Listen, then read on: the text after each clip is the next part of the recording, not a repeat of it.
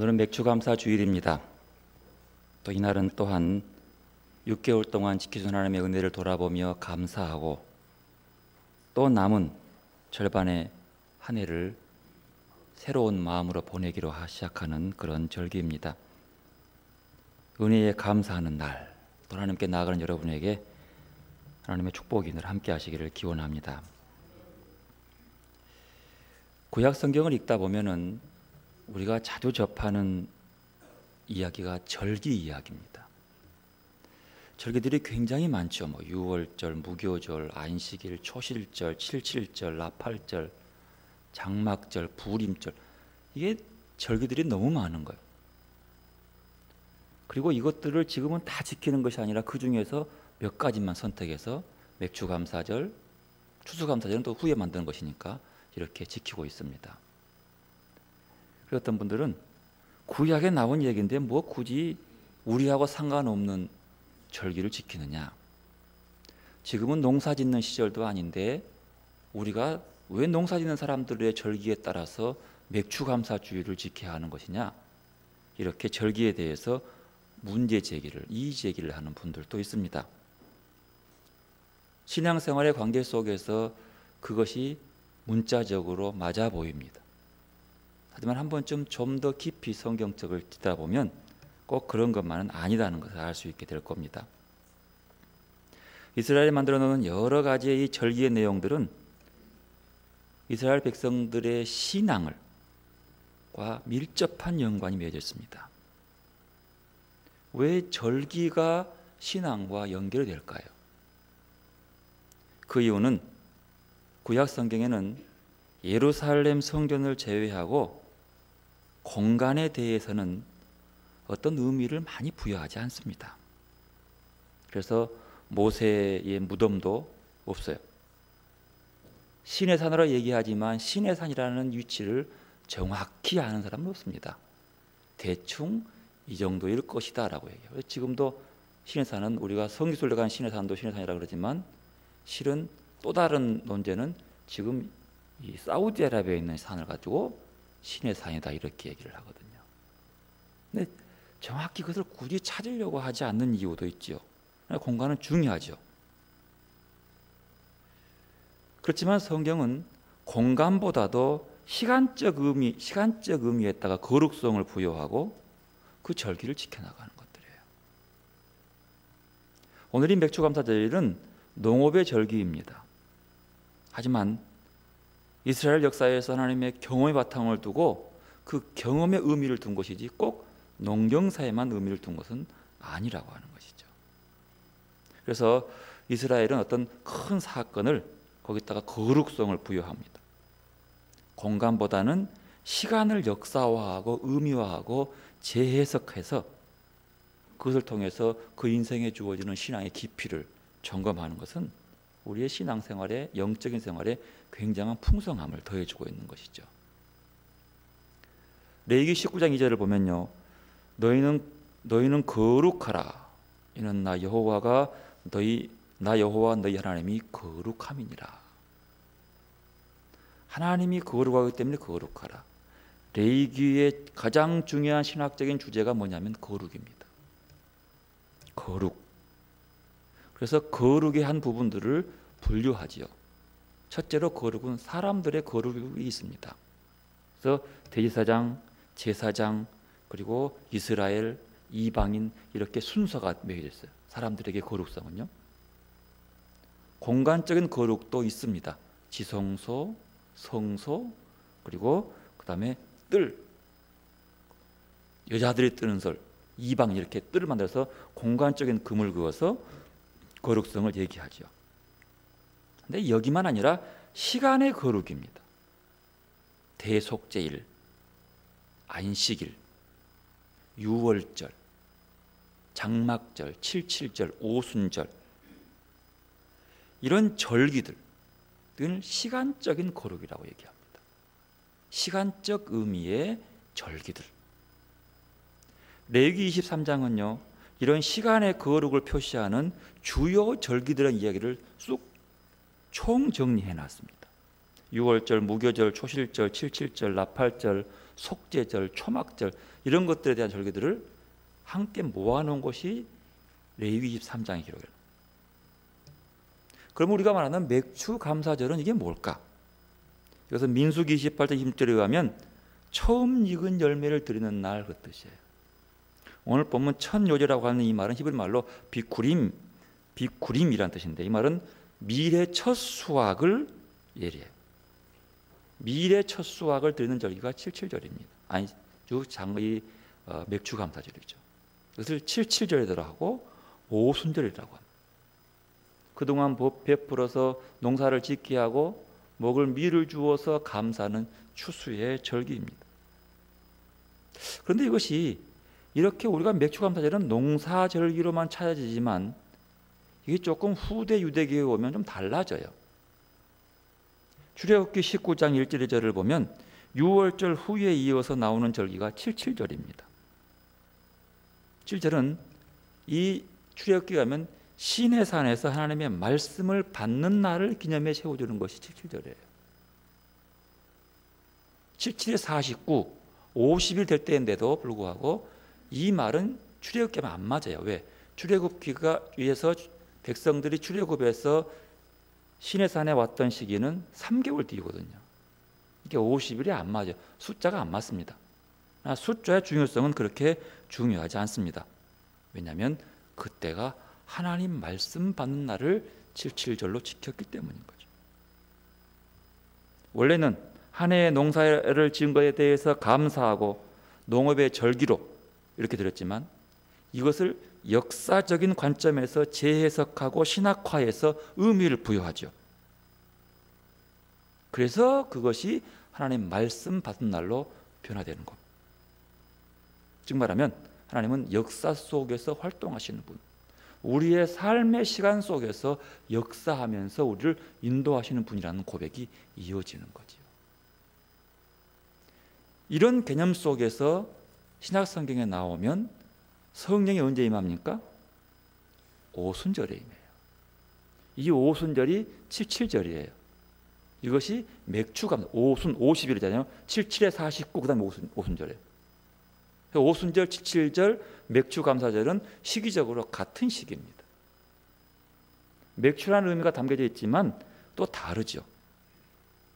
즉 말하면 왜 오순절에 나와서 성령의 마가다라 방에 성령이 임해서 그 성령을 임해서 베드로가 나가서 복음을 전할 때에 하루에 3,000명의 예수를 믿었다.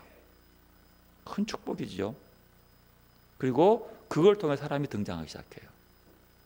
시내산에서 칠칠절에 하나님의 말씀을 받은 사람이 누구요? 모세입니다.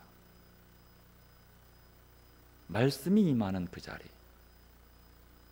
어쩌면 연결되죠. 성령이 임하는 자리, 성령이 임하는 그 자리, 그리고 오순절이라고 해요.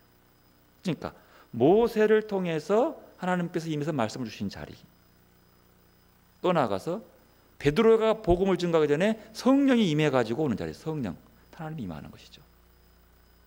하나님을 맞이하는 자리, 그 자리를 오순절, 이렇게 절기들이 변형되어 가는 거죠.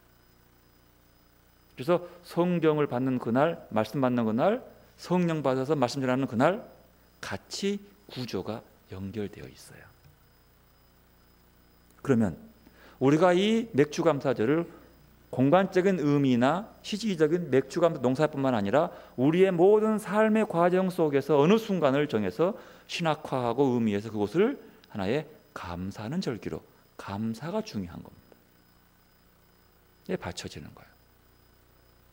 여러분, 감사하는 절기는요, 신앙의 완성입니다. 마지막 결론적인 신앙의 모습은 감사죠. 그리고 감사가 신앙의 마지막입니다. 성도의 감사는 하나님께 대한 신앙의 행위예요. 유대인들이 말하는 이 절기의 내용들은 시간적인 공간은 그 시간 속에서 하나님의 은혜에 대해서 감사해야 한다는 것이 첫 번째 의무인 겁니다. 이 신앙적 행위가 찬송과 기도와 예배로 나타난 것이고, 나아가 하나님께서 헌신된 그리스도인의 모든 삶의 영역 속에서 직결되는 것입니다. 오늘 고린도서 본문은요, 바울이 하나님께서 예수 그리스도를 통해서 우리에게 주신 은혜를 말하고 난 다음에 그리고 그리스도인이 지켜야 할 덕목을 얘기하고 합니다. 십자가의 구원, 은혜를 입은 자로서 해야 할 덕목이 뭐냐? 그것이 긍휼과 자비와 겸손과 온유와 오래 참음과 용납과 용서예요. 이건 누구에게 하는 거예요? 하나님께 하는 게 아니라 사람들과의 관계 속에서 행하는 거예요. 은혜를 입은 사람들이 사람과의 관계 속에서 이런 덕목을 실천해야 한다는 사실입니다. 그런데 바울은 이 덕목의 완성을 뭘로 본 거예요? 사랑으로 본 거예요. 14절, 이 모든 것 위에 사랑을 더하라. 이는 온전히 매는 띠니라. 자비, 다 겸손, 긍휼, 온유, 오래 참음, 용납 다 있는데 이것을 가장 중요한 온전한 것은 사랑이라는 거예요. 사람과의 관계, 우리가 행해야 할 것 중에서 그렇다는 거죠. 그리고 곧 이어서 15절부터 말하기를 감사라고 얘기하는 겁니다. 감사는 하나님께 향하는 감사, 그걸 강조하고 있습니다. 여러분 이렇게 보면요, 사람을 향한 덕목의 완성은 뭡니까? 사랑입니다. 그렇지만 하나님을 향한 사랑의 완성은 뭡니까? 감사라고 하는 거예요. 이 두 개를 분명히 구분해야 합니다. 사랑은 우리가 지켜야 할 그리스도인으로서의 사랑의 모든 덕목의 완성이고, 하나님을 향한 최고의 사랑의 완성은 감사로 이어지는 거죠. 그러면 감사가 무엇인지 오늘 골로새서 본문을 통해서 감사의 특징들을 알아보도록 하겠습니다. 먼저 감사는요, 하나님께 주신 은혜에 대한 감사입니다. 은혜에 감격하는 마음이 감사다. 여러분, 감사라고 하는 말 속에는 은혜를 은혜로서 제대로 알아라는 뜻입니다. 은혜를 제대로 아는 사람은 감사할 수밖에 없는 겁니다. 은혜는 어디서 오는 겁니까? 하나님께서부터 우리에게 오는 것이 은혜예요. 그리고 감사는 그 은혜 받은 것의 응답으로서 하나님께로 향하는 것이 감사라고 하는 거예요. 하나님의 은혜 중에서 가장 소중한 은혜가 뭡니까? 오늘 본문 15절입니다. 부르심입니다. 너희가 한 몸으로 부르심 받았나니 또한 너희는 감사하는 자가 되라. 하나님께로 부름 받았기 때문에 감사라는 거예요. 하나님께로부터 택함 받았기 때문에 감사. 이게 가장 소중한 감사입니다. 가장 큰 감사의 조건은 여기 있습니다. 감사는 하나님께서 우리를 부르심에 대한 그 응답으로 다가가는 것. 이게 감사는 거죠. 이 감사가 없이는 우리는 하나님을 향한 사랑을 할 수 없는 거죠. 두 번째 감사는요, 감사하는 마음으로 하나님을 찬양하라는 겁니다. 감사하는 마음으로. 16절 말씀 참 아름답습니다. 시와 찬송과 신령한 노래를 부르며 뭐요? 그 다음에 감사하는 마음으로 뭐요? 하나님을 찬양하라고 합니다. 마음속에 감사가 있으면 그 입술에 찬양이 나올 수밖에 없습니다. 찬양은 뭐라고요? 감사의 표현입니다. 감사하는 방법이 뭐라고요? 찬양이라고 하는 거예요. 바울과 실라는 빌립보 옥중에서 진심으로 하나님을 찬양했습니다. 이게 옥중에 찬양할 수밖에 없는 거죠. 옥문이 열리고 결박이 풀렸습니다. 근데 더 중요한 것은 그 찬송 가운데 옥문이 열리고 착고가 이체되는 이게 수갑이 풀려지는 것이 중요한 것이 아니라 그 흔들림 속에서 사람들의 마음도 흔들렸다는 거예요. 마음도 흔들렸어요. 그리고 기적이 일어납니다. 풀려난 기적뿐만 아니라 그 지키는 죄수까지도 예수를 그리스도로 고백하며 예수 믿게 됐다는 사실이에요. 감옥에 들어있으면서도 감사할 수 있는 것, 고난 가운데 찬양할 수 있는 것, 참된 감사는 뭘로 갑니까? 찬양으로 이어집니다. 세 번째 감사는요, 주 예수를 힘입어서 하는 감사입니다. 17절. 또 무엇을 하든지 말이나 일이나 다 주 예수의 이름으로 하고 뭐요? 그를 힘입어 하나님 아버지께 감사하라. 누구를 힘입어서요? 예수님을 힘입어서 하나님께 감사라는 거예요. 우리의 감사의 이유는 어디 있습니까? 예수님께 있습니다. 감사의 궁극적으로 감사는 하나님께 하는 겁니다. 감사의 대상과 목표는 하나님, 감사의 이유는 누구예요? 예수님. 여러분, 예수님 바라보면 감사할 수 있습니다. 예수님을 제대로 알면 감사는 저절로 나옵니다. 그러므로 우리는 예수님의 삶을 바라보아야 합니다. 십자가에 달린 그분을 바라보아야 합니다. 주님의 모든 고난이 우리를 위한 것임을 알기만 하면 감사할 수밖에 없는 거예요. 예수를 보내셔서 하나님의 마음을 알기만 하면 감사할 수밖에 없는 겁니다. 그러면 여러분, 주님을 제대로 바라보시기를 바랍니다. 어떤 욕망이 아니라 늘 우리의 삶 속의 순간순간마다 주님을 바라보고 주의 이름을 부르시기를 바랍니다. 그러면 감사가 나옵니다. 그래서 우리는 찬양할 때에도 감사하는 마음으로 하고, 기도할 때에도 감사하는 마음으로 해야 합니다. 기도도 감사 없이는 기도가 안 되는 거죠. 골로새서 4장 2절에 보면 기도를 항상 힘쓰고 기도에 감사함으로 깨어 있으라. 이게 많은 거예요. 이 감사는 기도할 때 감사하면서 하는 거죠. 기도 속에서 하나님께 나아갈 때도 감사를 가지고 나가야 합니다. 네 번째로 감사는요, 어떤 환경 속에서도 감사할 수 있습니다. 사람들은요, 돈은 계산 참 잘합니다. 돈 계산은 굉장히 빨라요. 부족한 것도 잘 셉니다. 남으면 더 좋아하죠. 그런데 참 사람에게 부족한 것은 받은 복은 잘 못 세어요. 이 산수는 굉장히 잘하면서 이게 복 받는 것은 잘 셀 줄을 모르는 거예요. 똑같은 환경 속에서도요, 감사의 눈으로 바라보면 감사할 일이 넘칩니다. 근데 똑같은 환경에서도 불평의 눈으로 바라보면 불평이 차고 넘칩니다. 어떤 눈으로 보냐는 거예요. 감사의 눈으로 바라보면 고난 중에도 감사할 수 있습니다. 여러분, 오늘 본문인 골로새서의 이야기는요, 옥중서신이에요. 바울이 옥중에 갇혀 있으면서 하나님께 이들에게 감사라고 편지 쓰는 거지요. 감옥에 쓴 편지가요, 부족한 것 많다, 불평한 것 많다 그래야 되는데, 희한하게 감옥에 쓴 편지는 감사하는 것이 많습니다. 부르 자식이 감옥에 가 있으면요, 편지 쓰면 이상하게도 뭐 엄마가 그립다 할지 뭐 고맙다 할지 그래요. 천하의 망나니도 나와서 또 망나니 짓거리 하더라도 감옥에 있을 때는 부모를 그리워하고 사랑하더라고. 왜 그런지 모르겠어요. 근데요, 보편적으로 감옥에 있으면, 억울한 감옥에 있으면 불평이 많습니다. 억울할 때는 그래요. 그러나 바울은 사실은 감옥에 있을 때에 오히려 감사라고 권고하고 있습니다. 다니엘은요, 정치적 음모를 당해서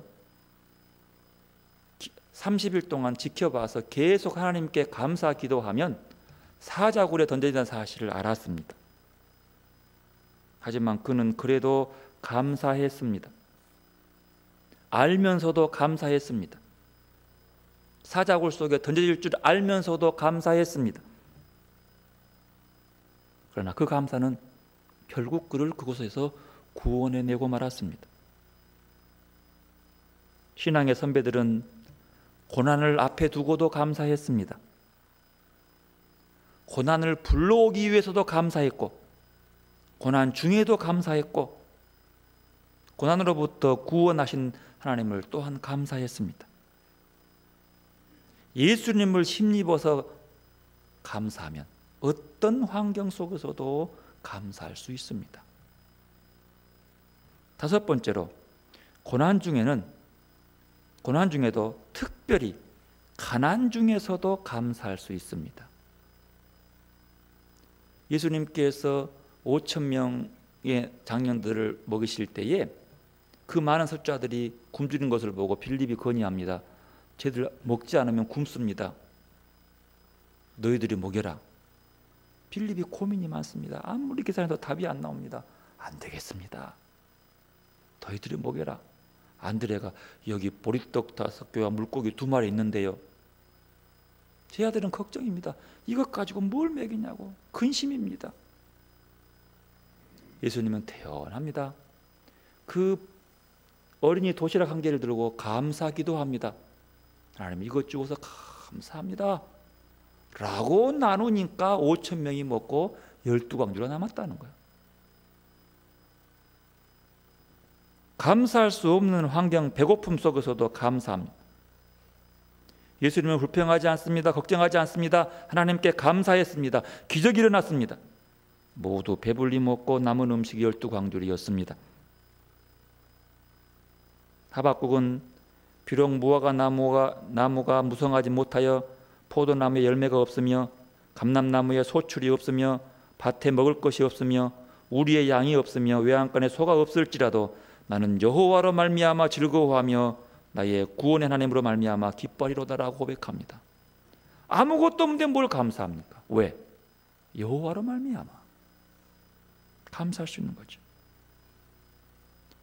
데살로니가서 5장 18절 범사에 감사하라 이는 그리스도 예수 안에서 너희를 향하신 하나님의 뜻이니라. 범사에 감사하는 것 하나님의 뜻입니다. 감사하면요 구원도 옵니다. 한센병자 10명이 예수님께서 고침받았어요. 근데 그 중에 사마리아 환자 1명만 돌아와서 감사했습니다. 그때 주님이 그에게 뭐라고 합니까? 10사람은 다 깨끗함 받지 아니하느냐? 그 9은 어디 있느냐? 이 이방인 외에는 하나님께 영광 돌아온 자가 없느냐? 하시고 그에게 말합니다. 일어나 가라. 내 믿음이 너를 구원하였느니라.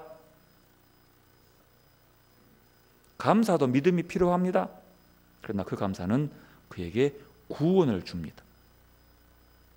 여러분, 감사는 믿음의 완성이요 구원의 완성입니다.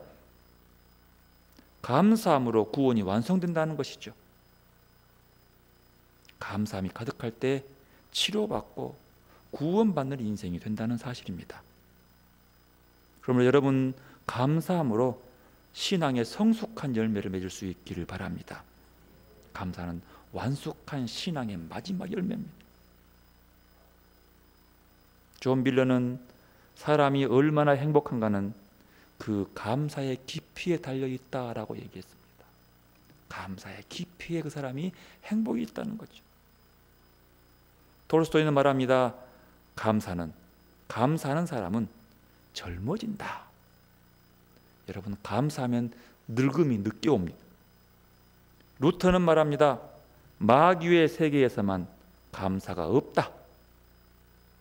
마귀의 세계에서는, 사탄의 세계에서는 감사가 없다. 마지막으로 여러분, 감사는 할수록 커집니다. 여러분, 불평을 하면 불평이 눈덩이처럼 불어납니다. 그러죠?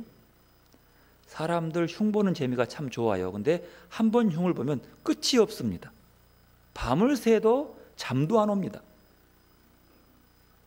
반대로 갑시다. 감사하기 시작하면 끝이 없습니다. 근데 감사의 물꼬는 쉽게 잘 안 트여요. 한 번 트이면 끝이 없습니다. 어쩔 줄 모릅니다. 어떻게 표현이 안 되는 것들이 감사합니다. 그 참 신기해요. 표현이 안 돼요.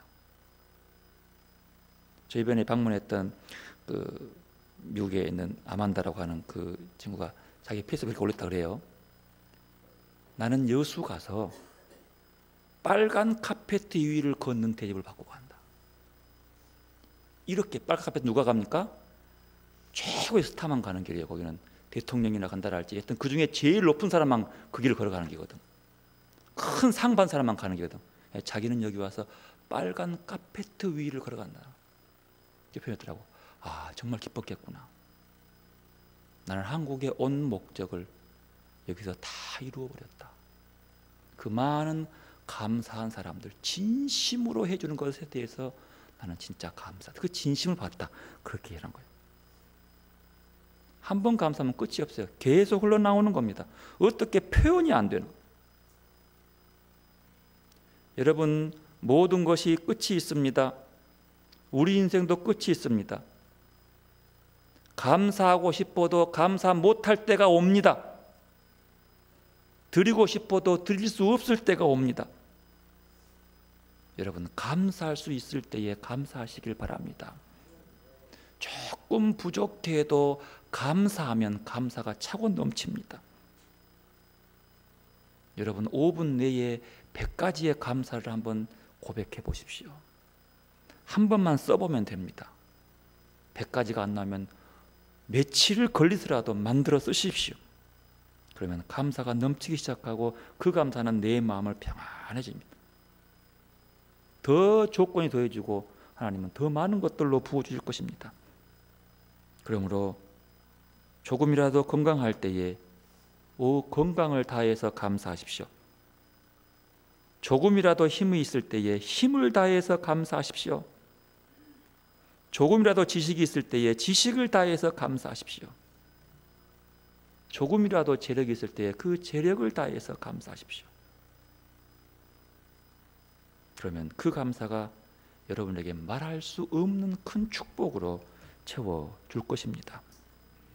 하나님께 감사드림으로 여러분의 신앙이 온전을 향해 나아가는, 주님을 닮아가며 나아가는 그런 신앙이 되시기를 바랍니다. 주님의 이 땅의 인생 속에서 하나님을 향한 그 감사의 마음들을 기억하시고 여러분에게 주어지는 삶 속에서 늘 감사함으로 주결한 십자가를 달게 지고 나아가는 여러분의 신앙이 되시기를 바랍니다. 기도하겠습니다. 고마우신 하나님, 오늘 또 맥주감사 주일을 맞이해서 우리가 다시 한번 감사할 수 있도록 믿음을 주시니 참으로 감사합니다. 우리의 삶 속에 감사의 조건들이 무엇인가를 헤아려 알게 하시고 그 받은 복을 세면서 감사함으로 주와 함께 복된 길을 걸어갈 수 있도록 인도하여 주옵소서. 우리 교회가 감사가 넘치게 하여 주옵소서. 예수님의 이름으로 기도드리옵나이다. 아멘.